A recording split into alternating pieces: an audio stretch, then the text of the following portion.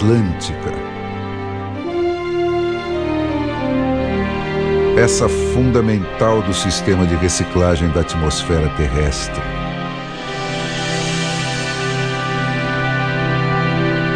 A avó das florestas do mundo. Resistiu a 2 eras glaciais.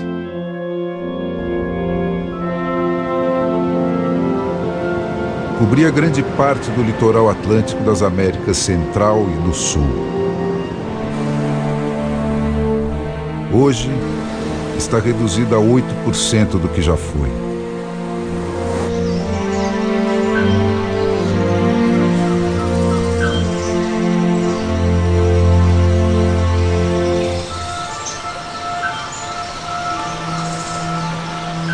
Sua beleza misteriosa remete à ideia de paraíso perdido.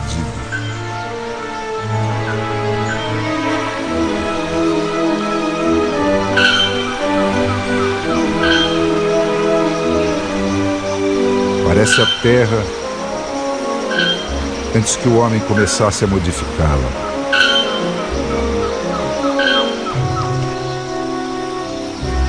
Mas é preciso resistir ao mito. Viver é muito perigoso. Viver sempre foi muito perigoso.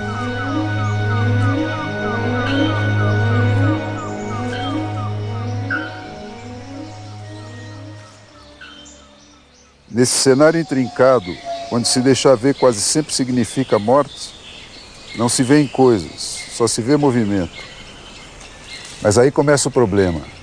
Para crescer e se multiplicar, é preciso se mover. Quando chega a primavera, o macuco sente a necessidade de atrair um parceiro para a procriação. Mas o chamado para perpetuar a espécie é o mesmo que atrai o predador que pode acabar com ela. Do outro lado da floresta, ele provoca uma resposta.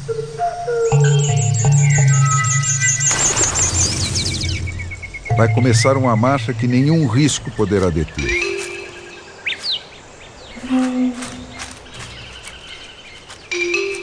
Nas florestas tropicais, segurança é sinônimo de mobilidade e silêncio. Mas o instinto de perpetuação da espécie é mais forte que o de preservação. Não há como resistir. O chamado vai ser respondido e renovado. Esse diálogo vai orientar a travessia da floresta pelos 2 macucos, mas também a caçada dos seus predadores, que só vai cessar quando 2 deles finalmente se encontrarem.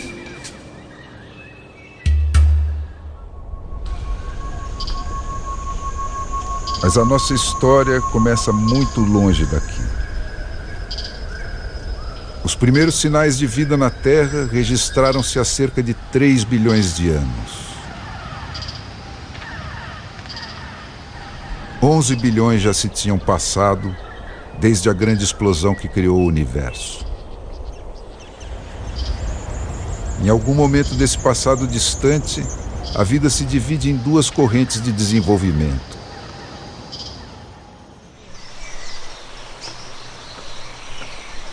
Uma segue o caminho das proteínas, gera o mundo móvel dos animais.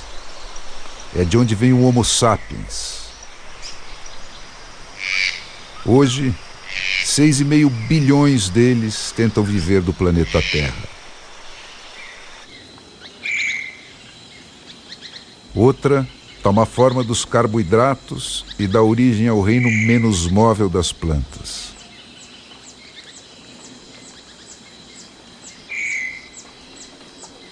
A certa altura, elas ganham frutos e flores. E isso sela o casamento entre o mundo animal e o vegetal. Entram em cena os agricultores alados. É uma troca, néctares e frutas pelo transporte de sementes e pólen. E então, as florestas cobrem o mundo e a reformulação da atmosfera terrestre toma outra velocidade.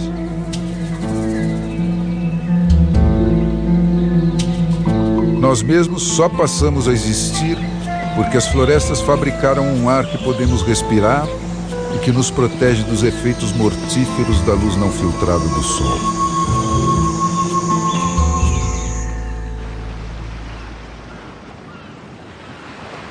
A Mata Atlântica não está onde está por acaso.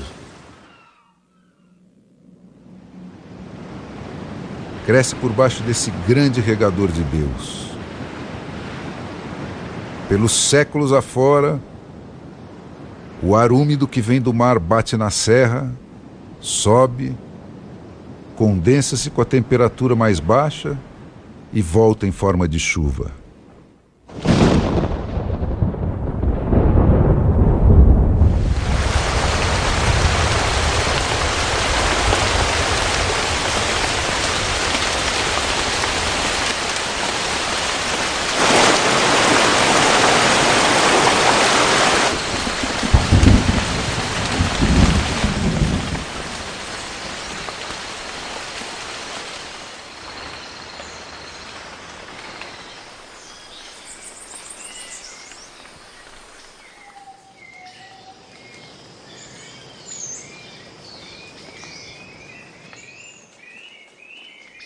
Existem mais formas diferentes de vida aqui do que em todos os outros ambientes da Terra.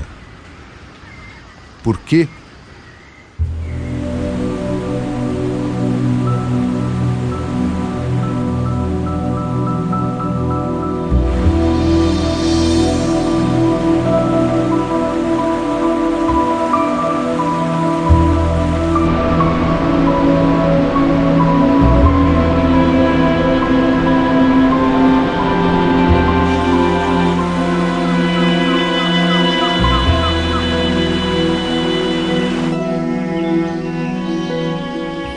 A floresta é um organismo vivo.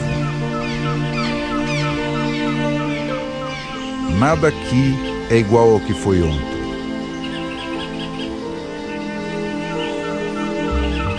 Tudo está em evolução.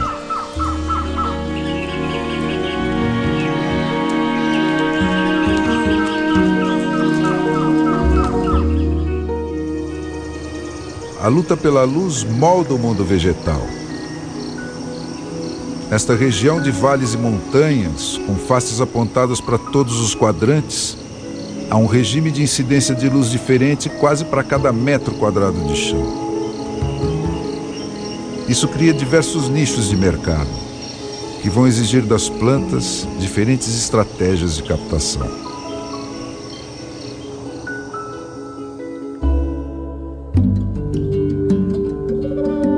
Foi através de ensaio e erro, adaptação ou morte, que cada tipo de vegetação aprendeu a encontrar a configuração adequada ao seu lugar na floresta.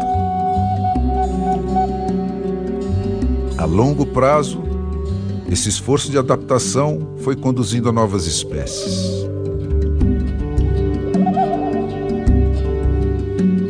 Os gigantes da Mata Atlântica precisam da luz direta do sol.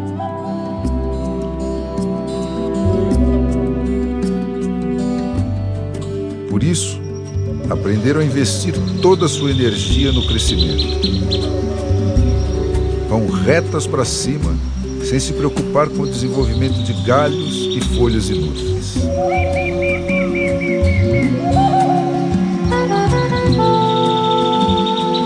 Só depois de alcançar o dossel é que vão tratar de engrossar.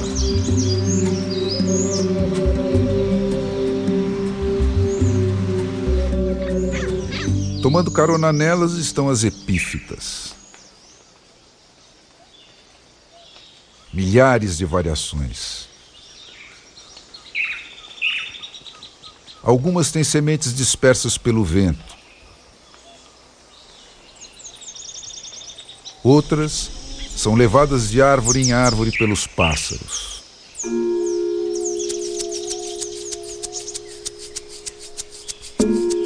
Tudo isso, sua forma, sua localização e sua tática de reprodução, foi apreendido num longo processo de evolução.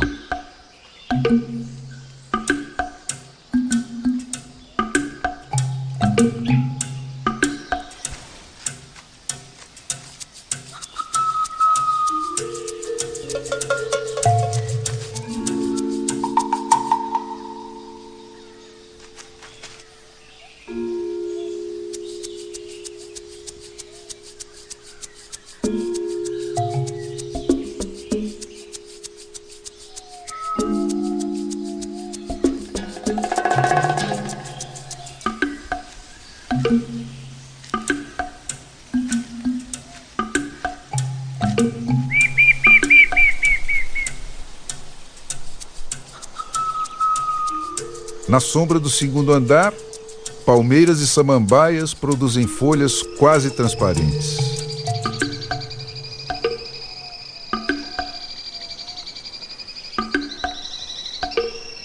Assim, a luz que passa por uma é logo absorvida pela outra.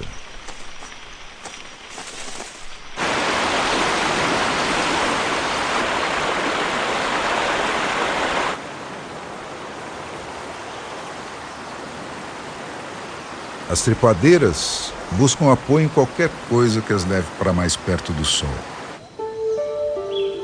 Distribuem suas folhas em roda, de modo que uma não faça sombra sobre a outra e consigam captar luz a qualquer hora do dia.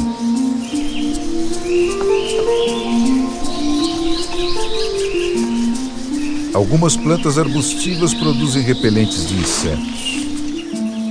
Outras não.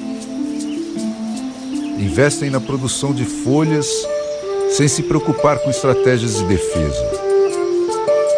Deixam-se comer e produzem mais e mais folhas para substituir as estragadas.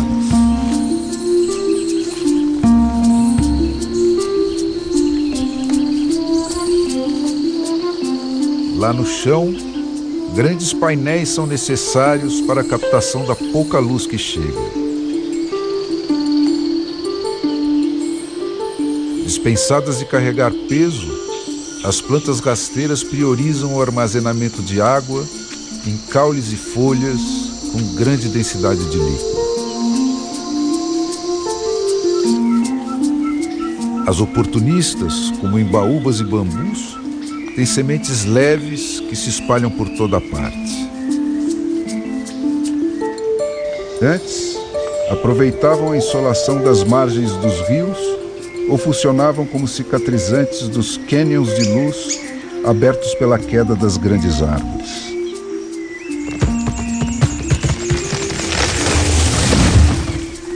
Com as derrubadas, estão cada vez mais presentes.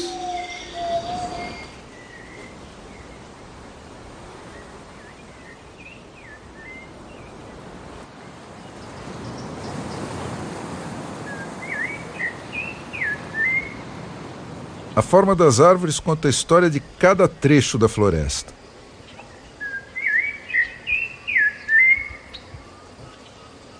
O regime mais racionado dos espigões, o excesso de água das baixadas, os anos de seca ou de chuva abundante, tudo fica registrado nos meandros mais ou menos tortuosos dos seus galhos.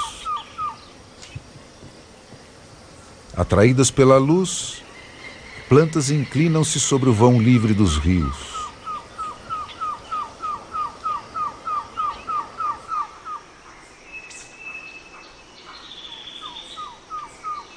A queda de uma grande árvore abre uma nova janela de luz no teto da mata e desvia o rumo anterior do crescimento das suas vizinhas.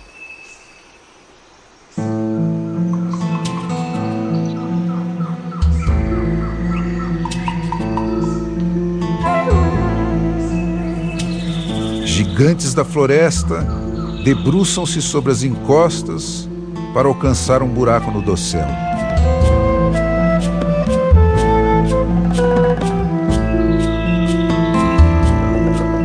São massas enormes que se deslocam, desencadeando um progressivo jogo de pesos e contrapesos que vai demandar das raízes complicadas amarrações para mantê-los equilibrados.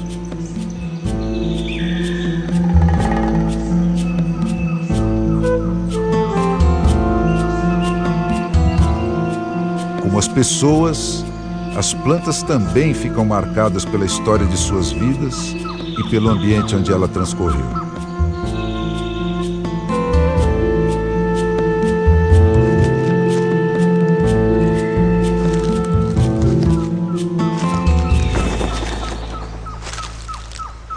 Os demais seres vivos também é assim. A necessidade e a floresta vão desenhando os animais, que depois vão redesenhar a floresta.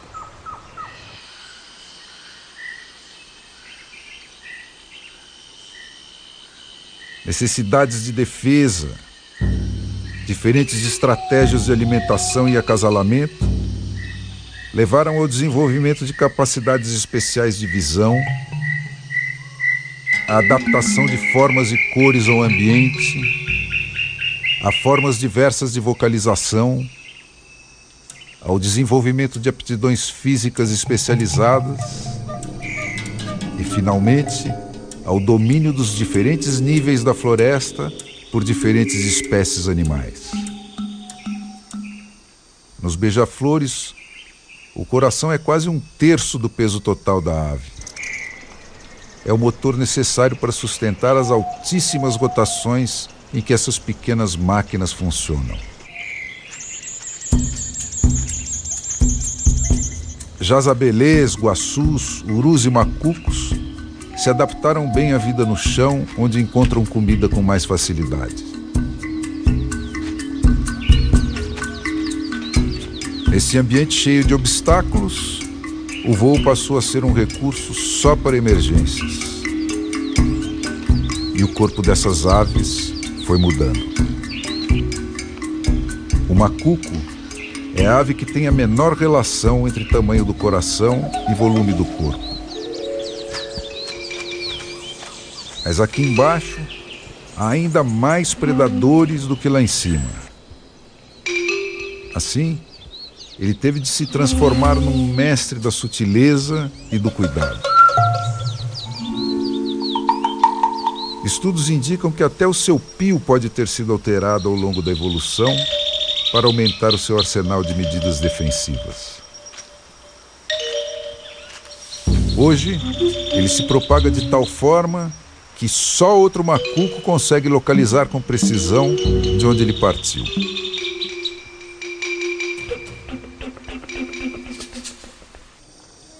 Plantas ou animais, a lei é a mesma: adaptação ou morte.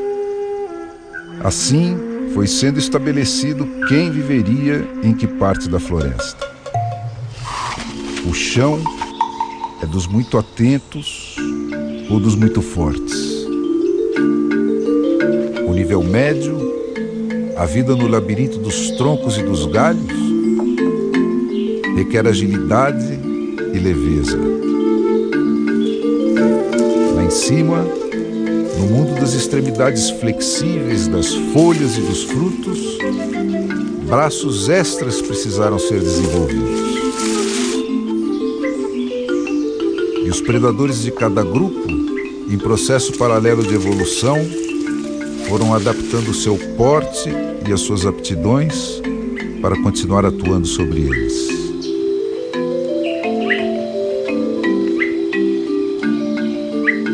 Outro recurso que não se despreza no permanente desafio da luta pela vida na Mata Atlântica é a escuridão.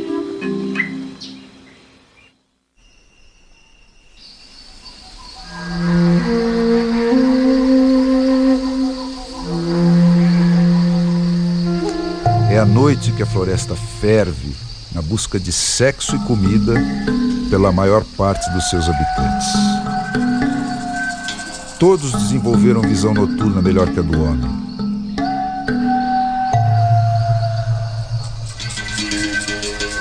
Mas como conseguem se orientar quando a escuridão é total? O chão da floresta é todo cheio de caminhos. Alguns animais usam sempre os mesmos, de dia e de noite. Eles passam diariamente por eles e vão limpando o trajeto de pequenos obstáculos. Esses carreiros passam a ser também trilhas de cheiro, através das quais eles podem se orientar no escuro. Mas o que será que acontece no pânico da fuga? Eles fogem pelos carreiros? Ou a descarga de adrenalina dispara corridas cegas pela noite aos trancos e barrancos?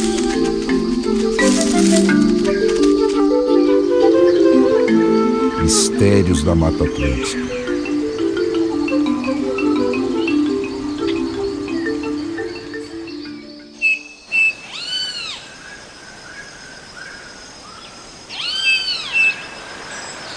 Mas nem todos estão suficientemente aparelhados para enfrentar a escuridão. Quando a noite cai, o macuco trata de buscar proteção.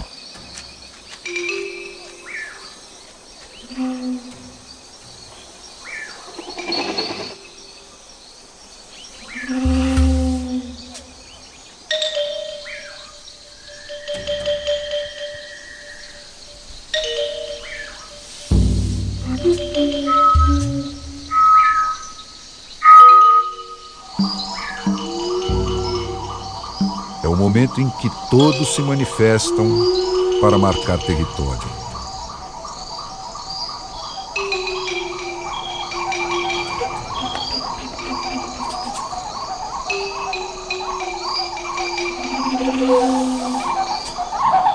Como todo mundo na natureza, o macuco leva uma vida de fugitivo.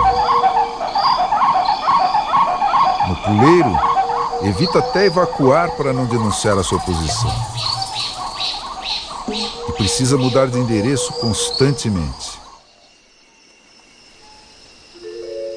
Lá no alto, a sua segurança é relativa. Aqui, todos os predadores sabem subir em árvores.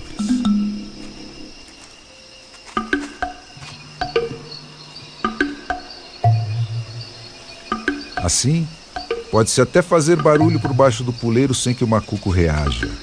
Mas qualquer toque na árvore desencadeia a fuga.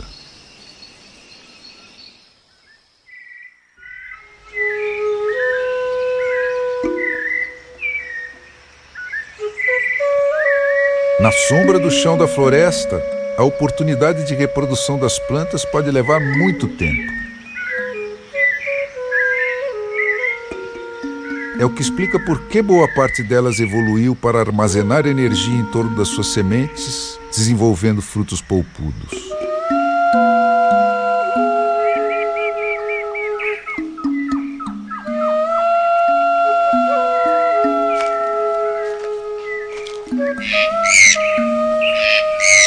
Essa polpa não tem papel direto no processo de multiplicação da planta. Serve para prolongar a vida das sementes até que encontrem as condições ideais de germinação.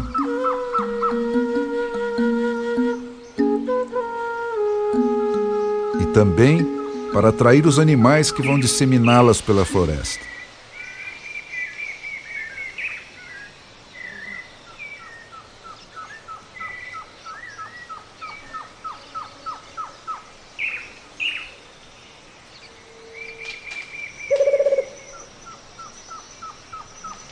Somente as plantas de sementes leves, aerotransportáveis, reaparecem nas matas que não têm contato direto com matas mais antigas.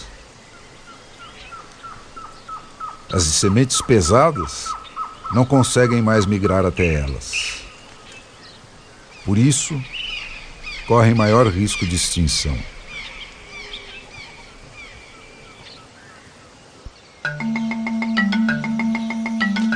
Por baixo do que está à vista, existe um outro mundo de enorme diversidade.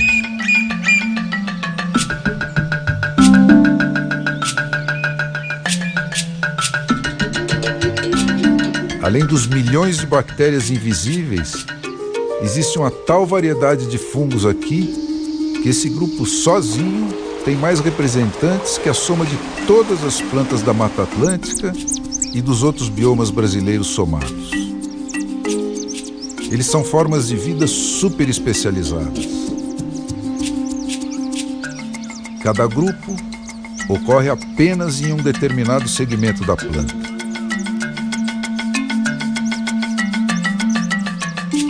Há também os especialistas em decomposição. Mas a maioria dos fungos ajuda as plantas a viver e a se proteger. São atores coadjuvantes essenciais a todas as funções vitais da planta. Pode estar neles o segredo da longevidade ou a solução para inúmeras doenças ainda incuráveis.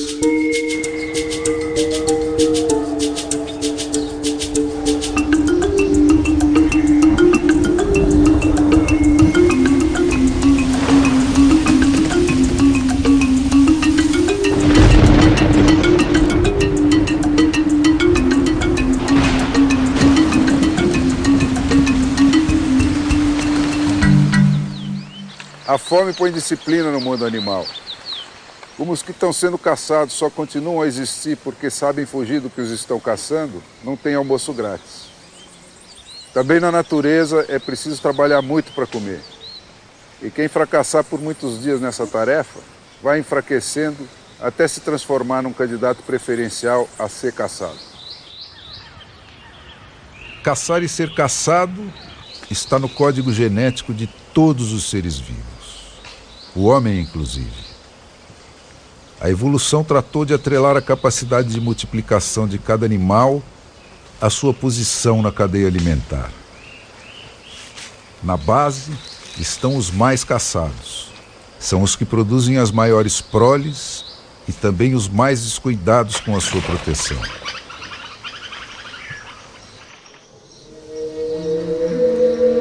Já os animais com baixa taxa de multiplicação tendem a ser os mais esquivos. Como as pacas, que só saem das suas tocas nos períodos de mais completa escuridão.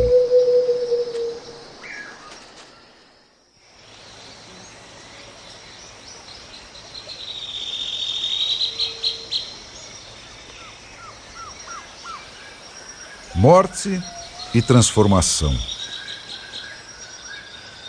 É essa a essência da receita da vida.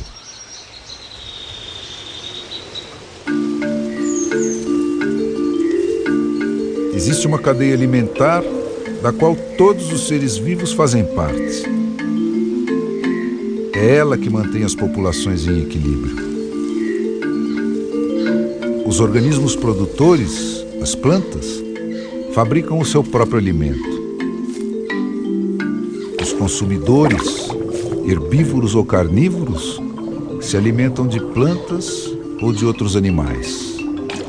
Existem os carnívoros secundários, os terciários e assim por diante, que se alimentam até de outros carnívoros. E acima de todos, junto com os porcos e as aves de rapina, estamos nós, os onívoros, que comemos tanto organismos produtores quanto consumidores. À espera de todos estão os decompositores. Insetos, bactérias e fungos desagregam as moléculas que um dia compuseram os corpos dessas plantas e animais mortos. Eles as devolvem à terra para que possam ser reabsorvidos por plantas e animais vivos. Nada se perde, tudo se transforma. Os componentes inertes do sistema também estão passando por processos de reciclagem que vão transformá-los em elementos que poderão ser utilizados na continuação da vida.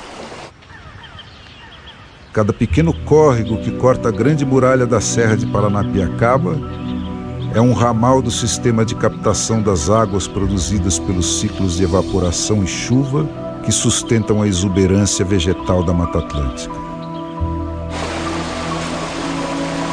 O trabalho persistente da água roçando a terra vai comendo barrancos, solapando raízes, derrubando árvores e, aos poucos, escavando o perfil geológico da floresta.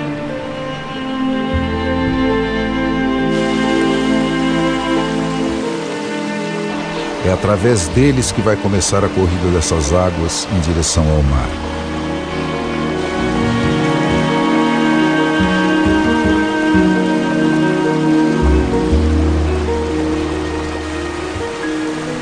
Elas moem e carregam ano a ano pedras, terra, restos de vegetais e animais que alimentam outros seres vivos ao longo do caminho.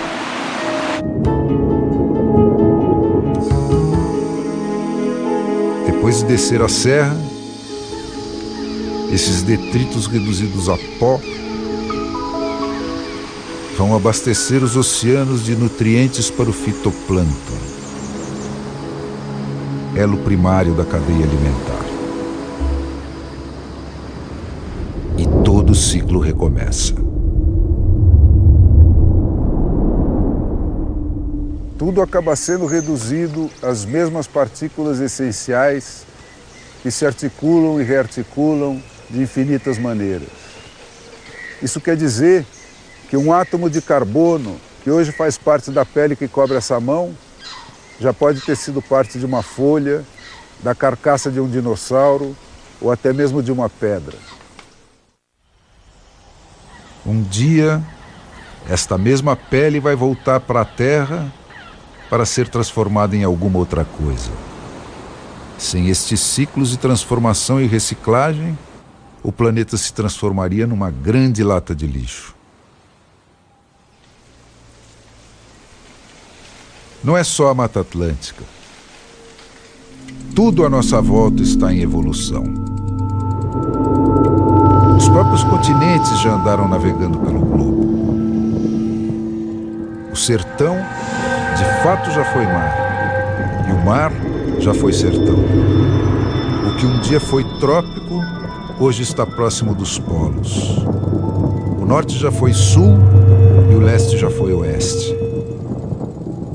Mata Atlântica, campos, cerrados, ileia amazônica, tundra canadense, desertos da Mongólia, tudo é uma coisa só. E a própria Terra está inserida num grande ecossistema intergaláctico, onde cada peça é essencial ao equilíbrio do todo.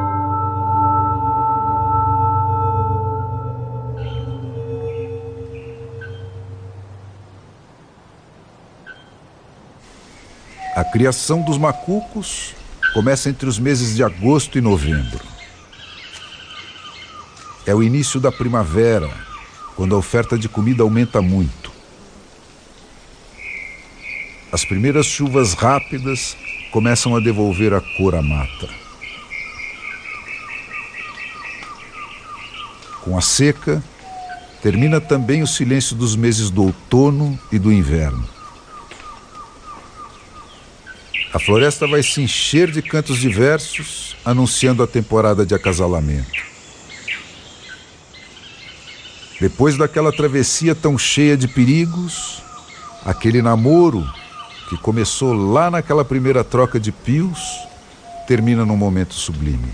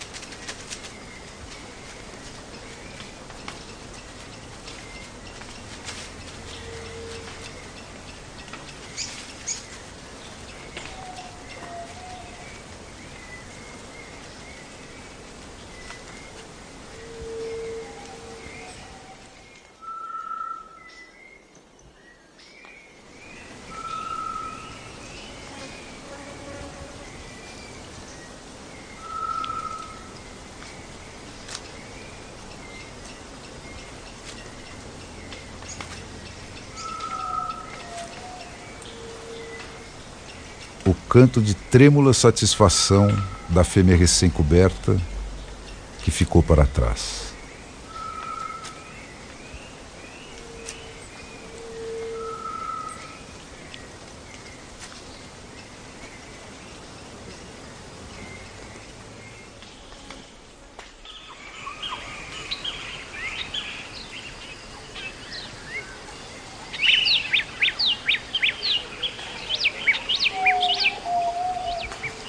A floresta está toda dividida em territórios delimitados.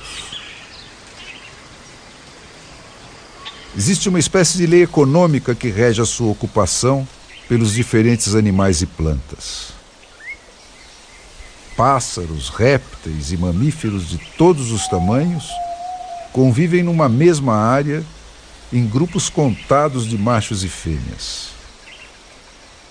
As quantidades são estabelecidas pela disponibilidade de comida e pelas táticas de reprodução.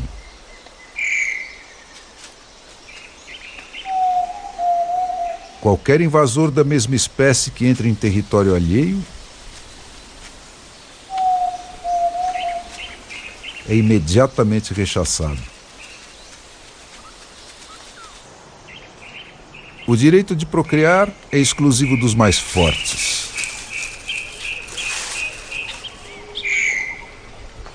Para garantir trocas genéticas, as crias de cada espécie se misturam às dos territórios vizinhos para formar novas famílias.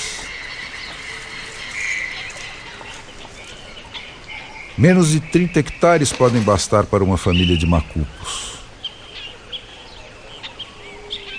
Outros mamíferos e predadores ocupam territórios maiores, sobrepostos aos dos pássaros e animais de menor porte. Uma irara pode requerer um território de caça de mais de 20 quilômetros quadrados. Já uma onça pintada, o maior predador das Américas, pode andar mais de 40 quilômetros numa única noite atrás de presas e de parceiros.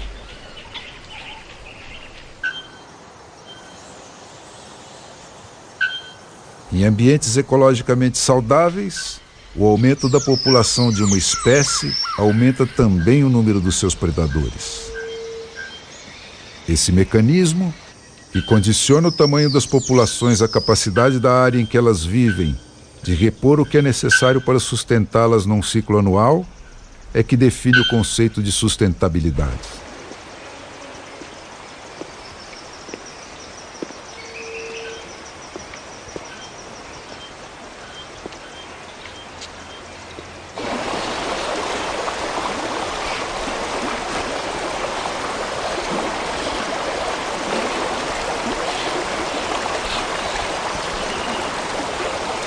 O ato de acasalamento do macaco é só o prenúncio dos mais de 40 dias de pesadelo que vão se seguir.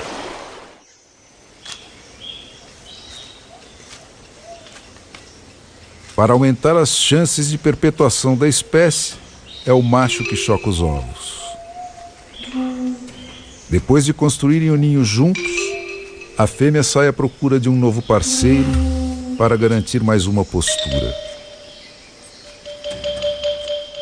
Ele vai permanecer 19 dias sobre os ovos, saindo apenas uma vez por dia para se alimentar. Nos últimos dias, nem isso vai fazer.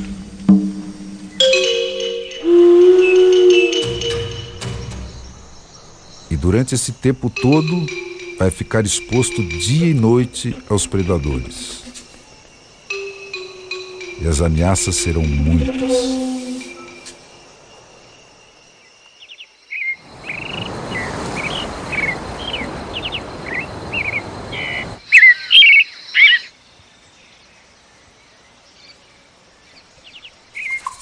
Qualquer contato visual ou movimento suspeito muito próximo fará com que ele abandone definitivamente o ninho.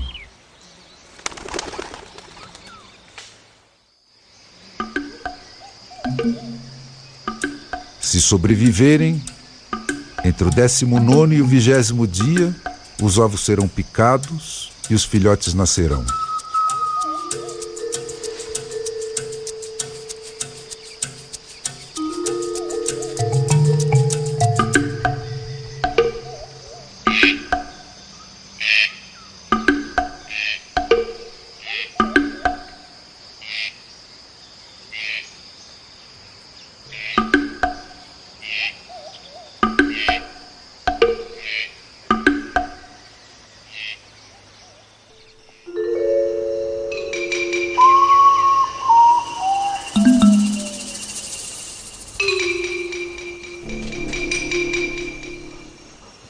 Na última noite, o quarto filhote finalmente pica o ovo e sai da casca.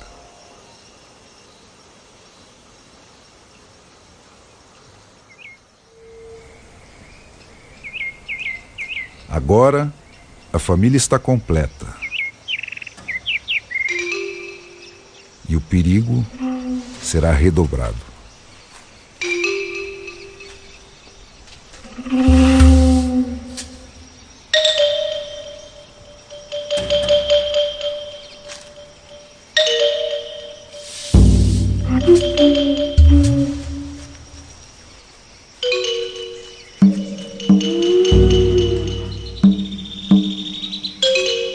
O esforço da procriação impõe um reforço na alimentação.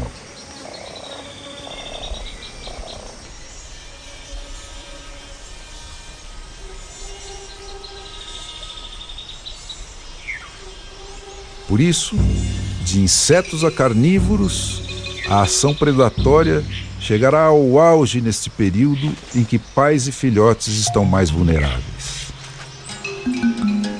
Ninguém é poupado.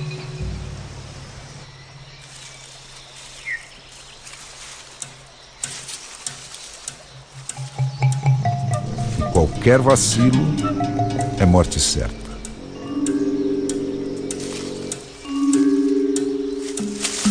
Agora vão ser mais 20 dias no chão. Uma corrida contra o relógio até que os filhotes cresçam o suficiente para conseguir voar, ainda que seja até um puleiro baixo. Se algum deles falhar nesse primeiro voo, dificilmente sobreviverá.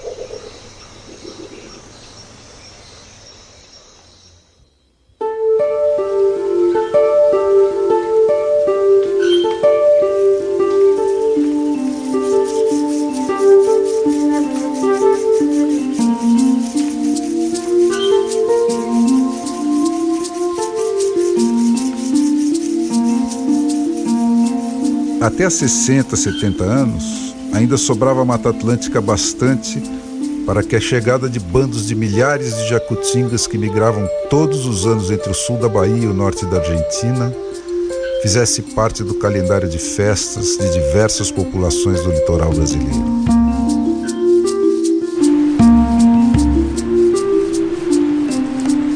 Como vinham fazendo há 50 milhões de anos, elas acompanhavam as temporadas de produção das diversas fruteiras do mato, que com as variações de latitude e temperatura, cobriam o ano inteiro.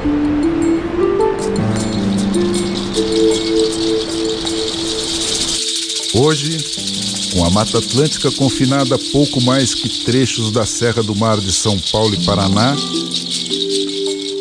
as jacutingas estão limitadas a migrações entre o nível do mar e o Planalto, onde as variações de altitude e temperatura distribuem o período de frutificação por alguns meses do ano.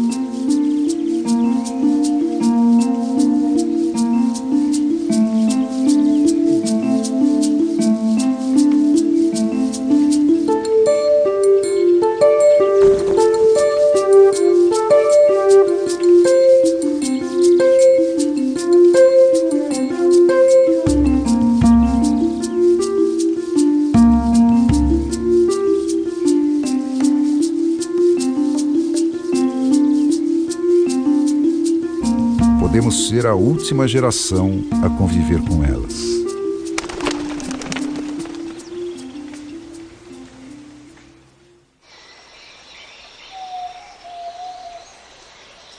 O resto da criação vive das florestas e trabalha para sua manutenção. O homem vai na direção contrária. Nunca houve o bom selvagem.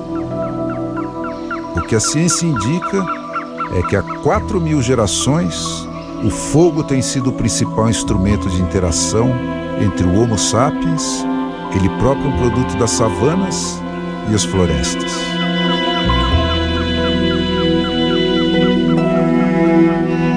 Há apenas 13.000 anos, nossos ancestrais estavam domesticando as 12 espécies vegetais e 5 animais, com as quais até hoje atendemos mais de 80% das nossas necessidades. Desde então, vimos empurrando tudo mais que vive no planeta para abrir espaço apenas para aquilo que elegemos para nos sustentar.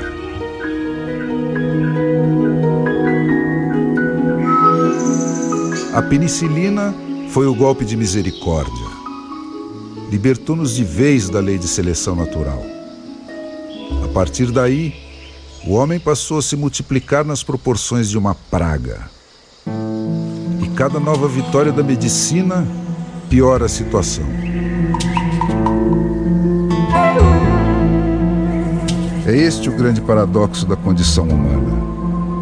Quanto maior o sucesso do nosso desempenho como espécie, maior será a ameaça que pesará contra a continuação desse sucesso. E não há respostas fáceis para esse dilema. Com ou sem um discurso verde, o problema ambiental é cada um de nós.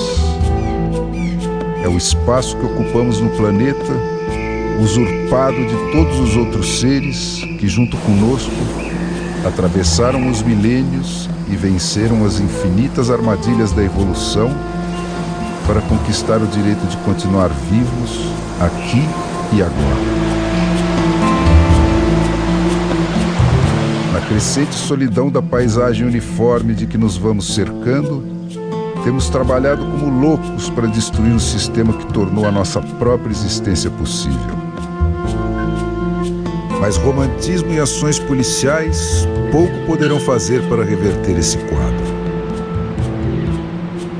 Os abatedouros industriais e a comida sem sangue dos supermercados não anulam a nossa condição essencial de presas e predadores, e continuamos fazendo parte da mesma cadeia alimentar que sempre amarrou uns aos outros todos os seres vivos e vem sustentando a renovação dos ciclos da vida. Mas nós somos também o único animal que pode mudar o seu próprio destino. Para que possa frutificar, esse nosso propalado amor à natureza tem de ser integralmente consumado. Temos de nos reeducar para voltarmos a ter intimidade com aquilo que resta dessa natureza essencial.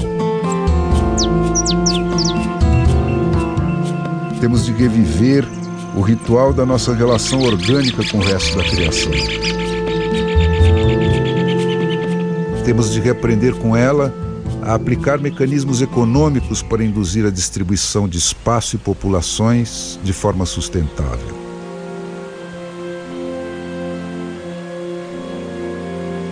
Talvez isso nos dê tempo para negociar com ela algum tipo de reconciliação antes que a natureza nos imponha a sua própria solução com a força e a indiferença daquilo que é eterno.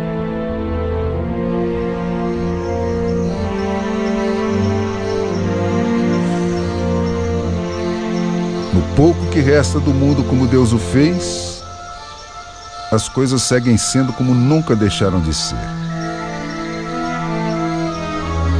Na disputa por um lugar num espaço que sempre foi limitado, cada vitória tem de ser arrancada dos braços da morte e requer o uso de aptidões conquistadas durante milênios de evolução. Mais uma vez testadas, essas aptidões filtraram a nossa família de macucos até que sobrassem apenas os mais preparados.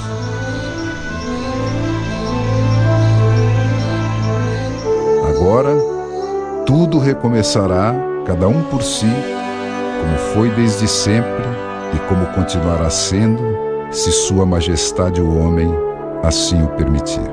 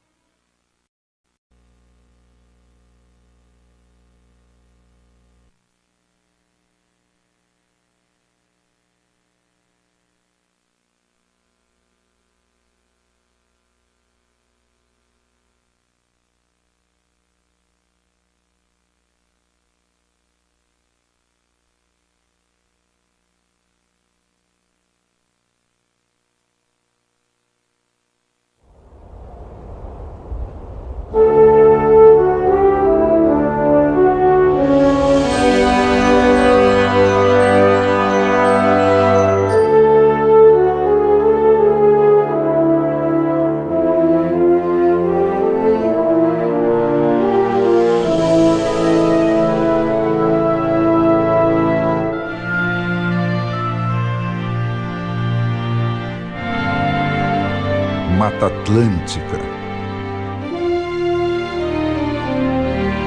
Peça fundamental do sistema de reciclagem da atmosfera terrestre.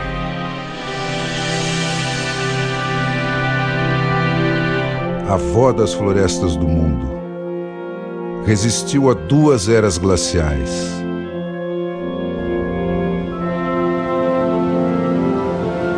Cobria grande parte do litoral atlântico das Américas Central e do Sul. E então, as florestas cobrem o mundo e a reformulação da atmosfera terrestre toma outra velocidade.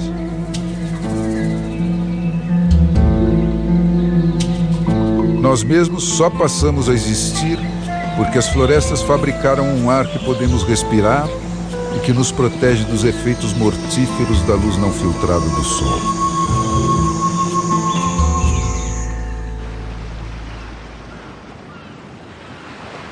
A Mata Atlântica não está onde está por acaso. Cresce por baixo desse grande regador de Deus. Pelos séculos afora, o ar úmido que vem do mar bate na serra, sobe, condensa-se com a temperatura mais baixa e volta em forma de chuva.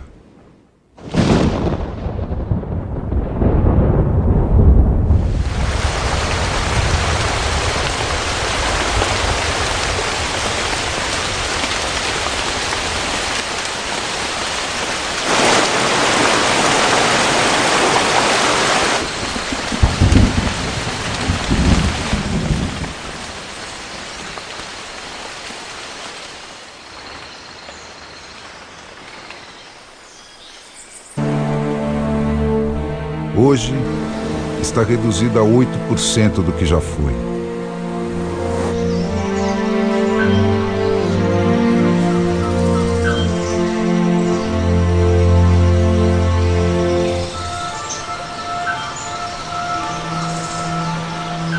Sua beleza misteriosa remete à ideia de paraíso perdido.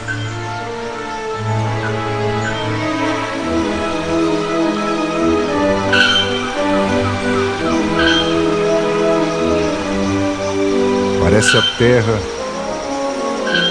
antes que o homem começasse a modificá-la.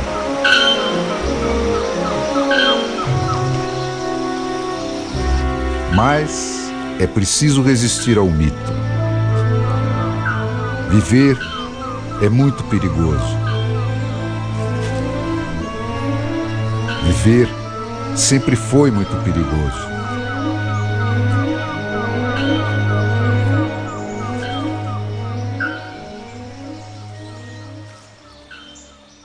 Nesse cenário intrincado, onde se deixar ver quase sempre significa morte, não se vê em coisas, só se vê movimento. Mas aí começa o problema. Para crescer e se multiplicar, é preciso se mover. Bilhões de anos. 11 bilhões já se tinham passado desde a grande explosão que criou o universo. Em algum momento desse passado distante, a vida se divide em 2 correntes de desenvolvimento.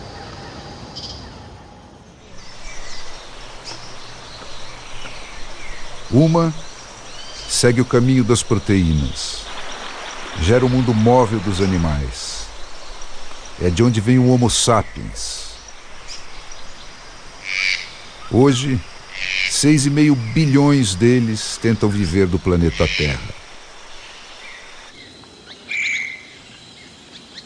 Outra toma a forma dos carboidratos e dá origem ao reino menos móvel das plantas.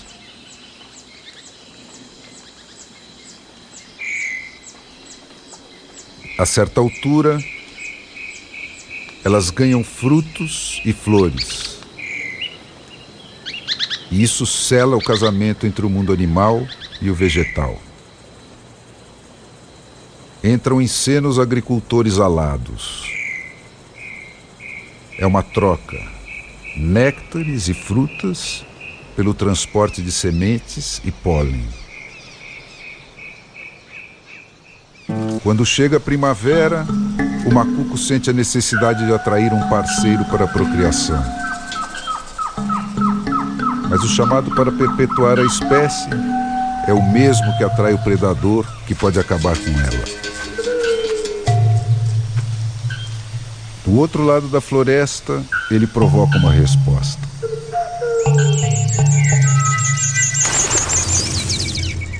Vai começar uma marcha que nenhum risco poderá deter.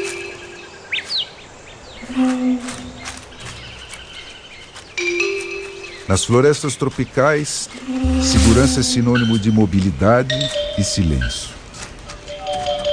Mas o instinto de perpetuação da espécie é mais forte que o de preservação. Não há como resistir. O chamado vai ser respondido e renovado.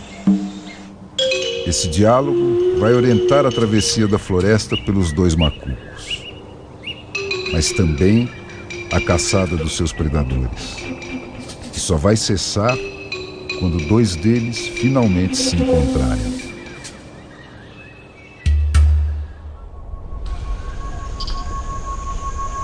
Mas a nossa história começa muito longe daqui. Os primeiros sinais de vida na Terra registraram-se há cerca de 3